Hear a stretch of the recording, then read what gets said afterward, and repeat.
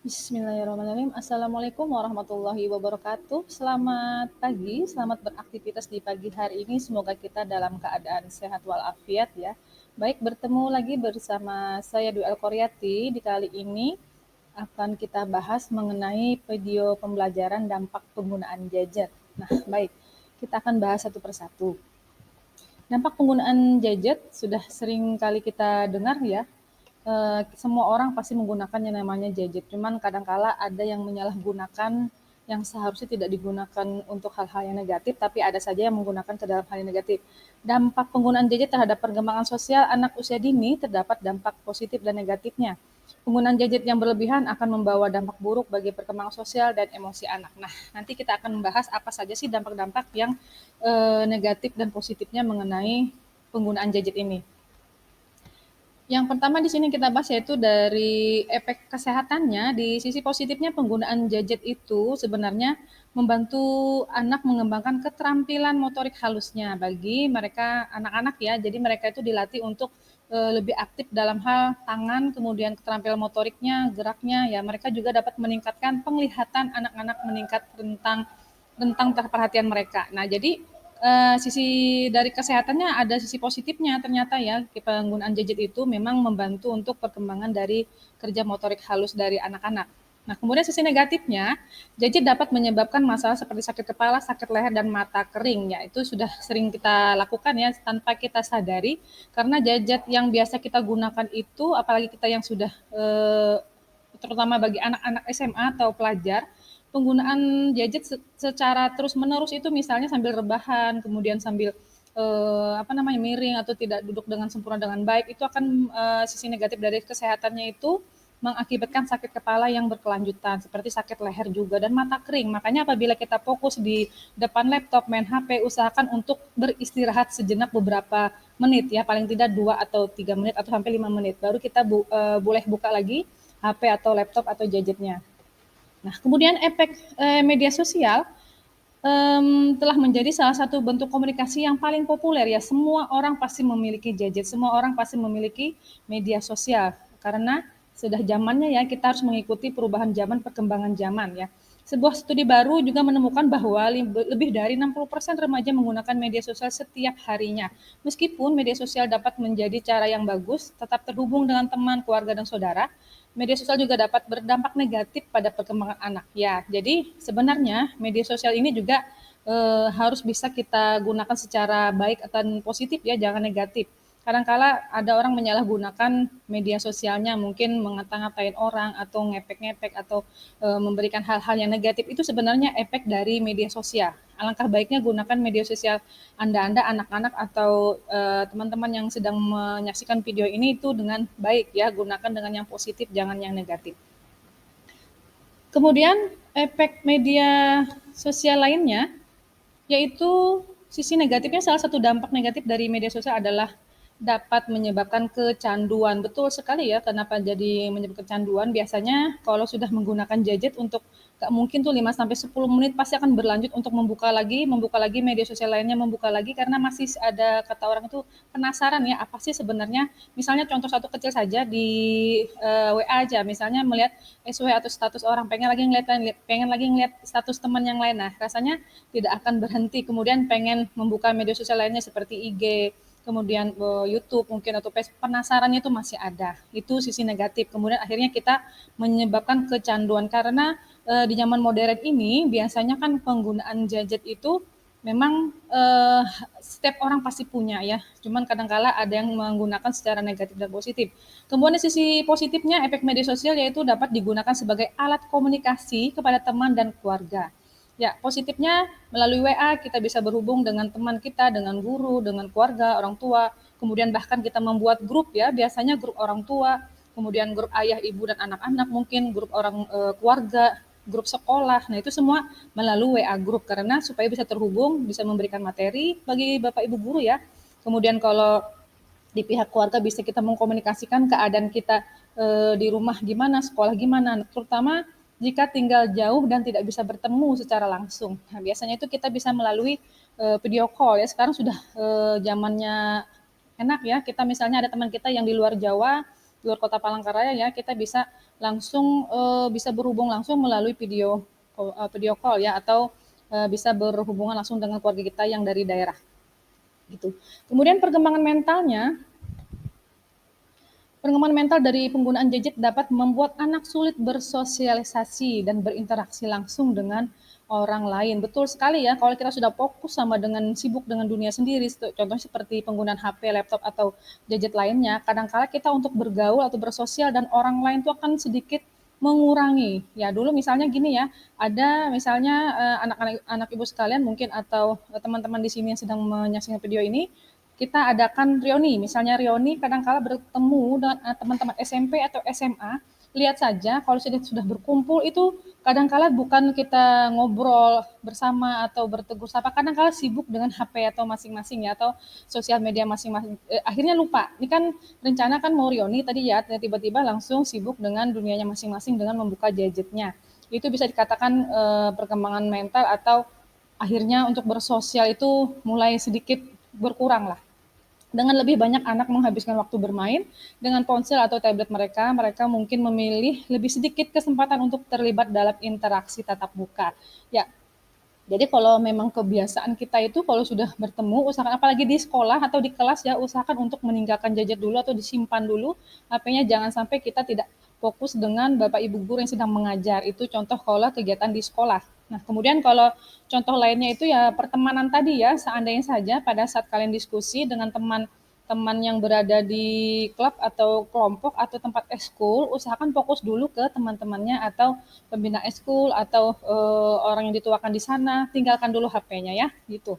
Kemudian hubungan antara pengguna perangkat dan kebiasaan tidur. Baik, penelitian menunjukkan dilakukan pada tahun 2018 menemukan bahwa 50% anak 8 sampai 11 tahun itu menggunakan perangkat seluler 1 jam sebelum mereka tidur. Nah, coba nanti anak-anak atau teman-teman sekalian lihat ya, sebelum kita tidur itu pastikan kita pegang HP. Ya, betul sekali, tidak usah jauh-jauh, saya juga seperti itu ya. Hehe, itu harus dikurangin ya. Ternyata cahaya biru atau blue light itu dari layar dapat mengganggu siklus tidur alami anak ya, yang menyebabkan kualitas tidur itu lebih buruk. Hal ini dapat berdampak besar pada kesehatan dan perkembangan anak. Ini bagi anak-anak ya, mungkin anak-anak yang di bawah 12 tahun itu biasanya untuk jangan dulu dikasihkan HP sebelum tidur. Usahakan memang betul-betul lepas dulu dari HP-nya, karena cahaya cahaya dari HP itu kayak katanya ini ya akan mengganggu siklus tidurnya. Jadi tidak tidak nyenyak atau tidak tidak nyaman tidurnya ya. Nah, itu kebiasaan tidur. Nah, kemudian hubungan antara konflik keluarga dan stresnya orang tua biasanya ya. Nah, dalam beberapa kasus orang tua memilih untuk membelikan gadget untuk anak-anaknya mereka sebagai bentuk ikatan. Benar maksudnya dan tujuannya sama, maunya orang tua kan gitu ya, untuk memberikan HP itu untuk bisa terhubung dengan antara orang tua dan anak-anaknya. Namun, menjadi bumerang ketika gadget menjadi pengganti perhatian orang tua, itu yang bahaya sekali ya. Akhirnya anak-anak tidak fokus apa yang dikatakan oleh orang tua dan mereka fokusnya dengan HP-nya.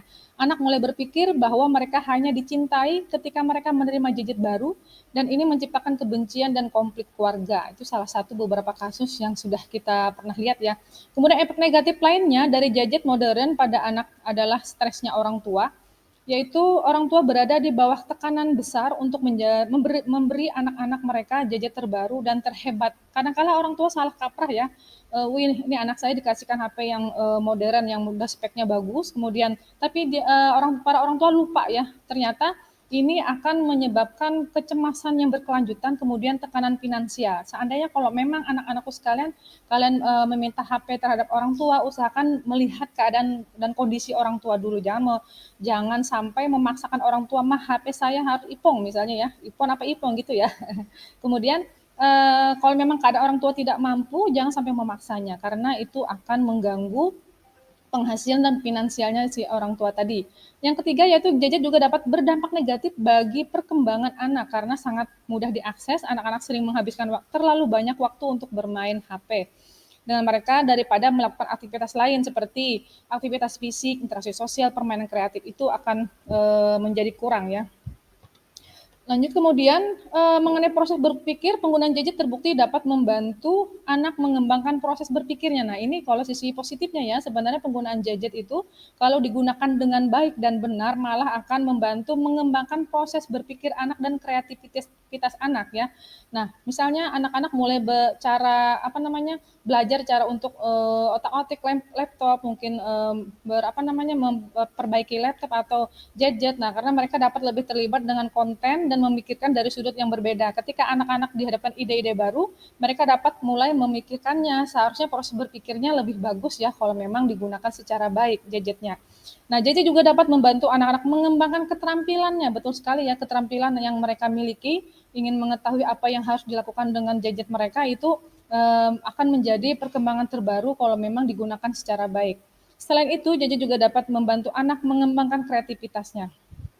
Baik, kita lanjutkan selanjutnya yaitu kontrol orang tua screen time atau teknologi secara keseluruhan. Screen time adalah salah satu area perhatian terbesar ya. Ini dapat menyebabkan masalah dengan perhatian dan konsentrasi, masalah tidur, perilaku agresif dan obesitas. Ya, kenapa dikatakan screen time gini? Biasanya kalau sudah posisi enak ya, posisi enak kalau kita sedang main HP, kadang-kala kan kemudian terganggu. Kenapa disebutkan sebagai obesitas? Pada saat main HP, pasti ingin rasanya nyemil atau makan ya, cemilan, makan itu harus ada di sebelah. Nah, itu akan mengakibatkan menjadi obesitas, akhirnya lupa untuk gerak ya, kemudian konsentrasinya juga kurang, pada saat dipanggil orang tua dia lupa, kemudian masalah tidur akan terganggu pula. Baik, selanjutnya beberapa cara untuk membatasi screen time ini bisa diatur dengan ini ya, secara keseluruhan dan untuk perangkat tertentu tetap membatasi penggunaan gadget tadi. Ya pihak orang tua memang harus harus lebih perhatian terhadap anak-anaknya pada penggunaan gadget, misal dibatasin penggunaan HP sampai dengan jam 5 sore misalnya. Bila ada informasi dari sekolah bisa dibuka untuk WA saja, untuk game tuh ditiadakan. Kalau saya itu mengajarkan anak-anak saya seperti itu di rumah. Pilih kualitas daripada kuantitas dalam hal konten. Contohkan perilaku yang sehat, kemudian terlibat dalam aktivitas online anak Anda. Oke, kalau bisa ikut mengetahui kegiatan anak-anak kita ini sebenarnya menggunakan HP-nya tujuannya dengan apa. Kita selaku orang tua harus mengetahui hal itu. Nah, kemudian 7 cara kecanduan gawai atau gadget itu yang pernah kita alami yaitu yang pertama, memperbanyak sosialisasi dengan teman-teman orang terdekat ya, jangan lupa untuk memperbanyak bersosial, bergaul, kemudian mematikan gadget 30 menit sebelum tidur, itu juga bagus. Kemudian menghapus beberapa aplikasi yang membuat kecanduan. Nah, biasanya aplikasi gadget atau game itu yang membuat anak-anak kecanduan, usahakan dihapus saja karena akan mengganggu sirkulasi kesehatan kita sendiri ya. Kemudian sirkulasi darah ke otak juga akan terganggu. Memberikan batasan waktu untuk menggunakan gadget seperti yang saya katakan tadi, misalnya maksimal penggunaan gadget sampai dengan jam 5 sore atau jam 6 gitu ya. Kemudian gadget diganti dengan buku-buku, cuma sekarang agak susah ya, buku juga bisa dicari melalui online dan lewat HP sekarang ya. Kemudian menyimpan gadget di dalam tas saat sedang berpergian. Kalau sudah berpergian kan susah kalau mau buka HP ya kalau dalam tas ya. Kemudian mengetahui dampak dari kecanduan gadget.